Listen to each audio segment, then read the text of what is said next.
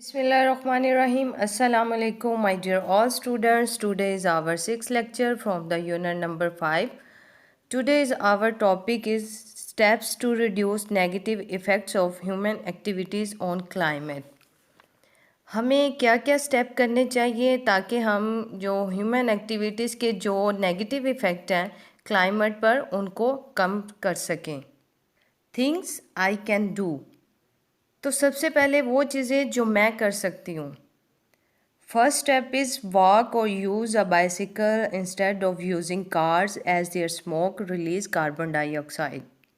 पैदल चलें बजाय इसके कि किसी गाड़ी का इस्तेमाल किया जाए ताकि गाड़ी के चलने की वजह से जो कार्बन डाइऑक्साइड हवा में रिलीज़ होती है वो ना हो.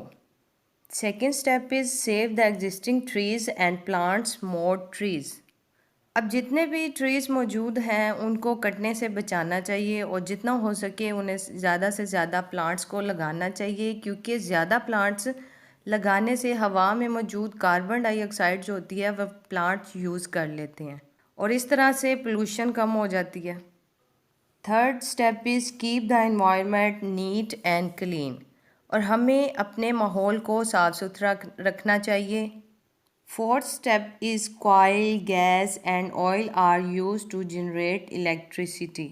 इसके अलावा कोयल, गैस और ऑयल इलेक्ट्रिसिटी जनरेट करने के लिए यूज़ होती है. Save electricity by switching off fans, TV, computers, air conditioners etc when they are not in use. इसीलिए हमें चाहिए कि हम इलेक्ट्रिसिटी को सेव करें और फैंस, एयर कंडीशंस, टीवीज़ और कंप्यूटर यूज़ करने के फ़ौरन बाद उनको बंद कर देना चाहिए.